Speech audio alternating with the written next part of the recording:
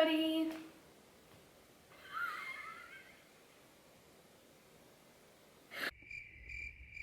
Are we on?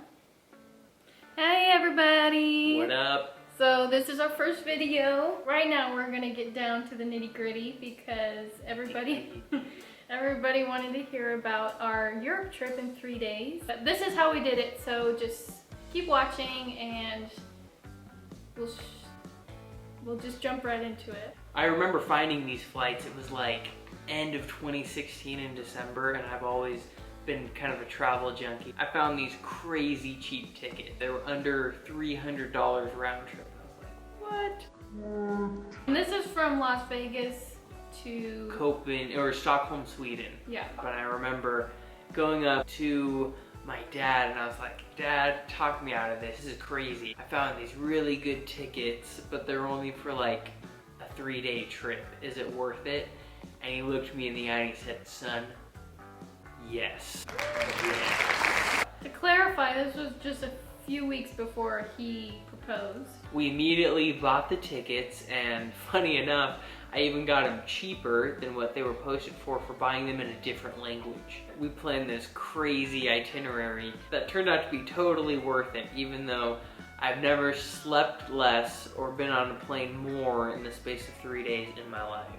And he had been to Europe before. I'd never been, so this was my first time. I wouldn't say I recommend your first time flying to Europe being only 3 days, but at the time and the circumstances we were in, it was definitely the right way to do it. It was a YOLO trip, essentially. Yeah, the start of our very adventurous marriage. So basically it was almost a 12-hour flight. I do specify in our blog post that we're gonna post on our website about how we packed for a trip like this, because obviously for like 2.5, 3 days, you're not really gonna pack much of anything.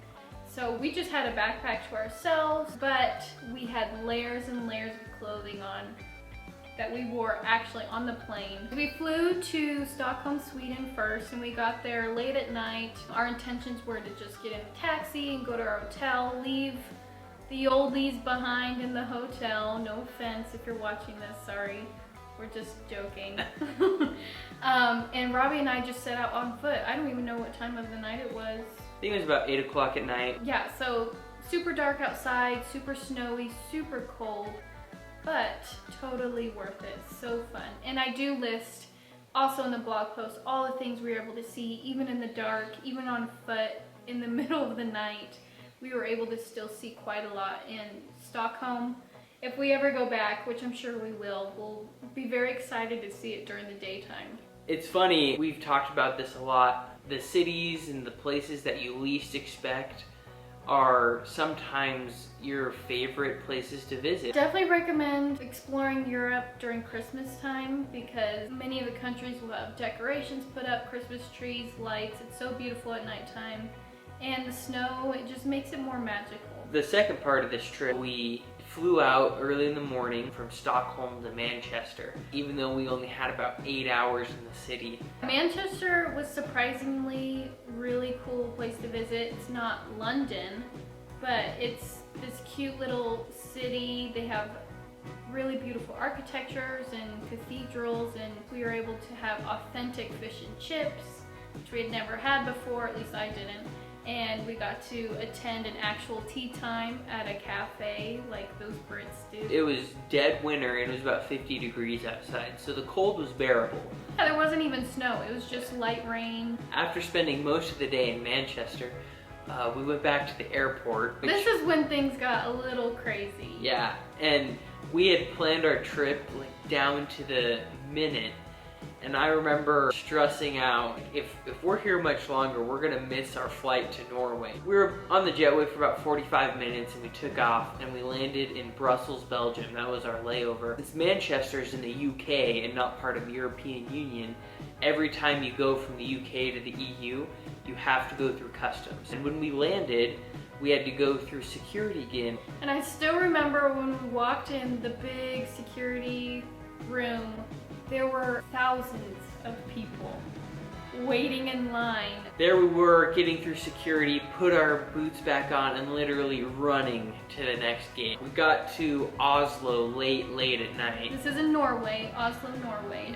And it was super late. We took a shuttle from the airport to the hotel, which my parents were at. We had been in 4 countries just that day: Sweden, England, Belgium, and now Norway. We just stuffed ourselves and got to bed because we knew that the morning would be just as crazy, but we would only have a few hours of the morning to spend in Oslo before we had to catch our flight home. We decided to leave the hotel bright and early. It was like 6:37. Seriously, the same thing as Sweden. We just Googled some stuff that we wanted to see and kind of mapped it out ourselves. And we probably walked like 3 miles. Probably more than that. We were out for a couple hours. Lots of beautiful, just random things to see in Norway. I think people underestimate the Norwegian countries. They're really beautiful and not what you expect at all. Really colorful buildings and cobblestone streets. It's like in like cathedrals on every corner, especially with the snow. Then we just headed back to the Oslo airport, and that kind of concluded our time. We were very happy with how it turned out. Oh yeah, it's just one of those things. It's the most ideal trip for young people who don't have kids, and you just have what you have on your back, and you have each other, and just this spark for being adventurous, and that's all you need. We normally travel to Europe during the winter because that's when tickets are the cheapest, because who wants to travel to Europe when it's very cold? I would highly recommend going in the winter. Even if you're not a cold person, I am not a cold person whatsoever. We're from Vegas. Yeah, not peak season, way less tourists, and the flights are way cheaper. But that basically concludes our trip. We just took the 11-12 hour flight home, slept most of the time, but definitely recommend Norwegian Airlines. Usually can find really good tickets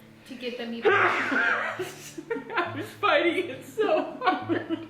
And some other tips and tricks that we do to bring the costs down lower, which we do have specific things that I do plan to specify later. Just please follow us on our social media page because that's where I constantly post all of our stuff and you'll be up to date with everything. Just let us know what you want to hear about next. And remember, there's no best time to travel. If you really want to travel, just suck it up and do it, because there's never going to be an ideal time. You're going to be so grateful for it later on. That's what we've seen in all of our short trips. I think this is one of the main trips where we realized that this is something we will continue to do throughout our entire marriage with our children, and what we'll teach them is that taking adventures like this is so good for your health, really it is, and for your marriage. We really want to make memories, and that's what's really important to us, so go for it. Thank you for following along with Nelson Family Travels. Follow us on Instagram, but definitely our website. You can find all of our blog posts and like specific details from our trips, like what we wore, what we packed, you know, details of pricing and how we bought our tickets and whatnot. We'll put that all on the blog. I think we're blabbing. Yeah. So anyways. Okay, bye.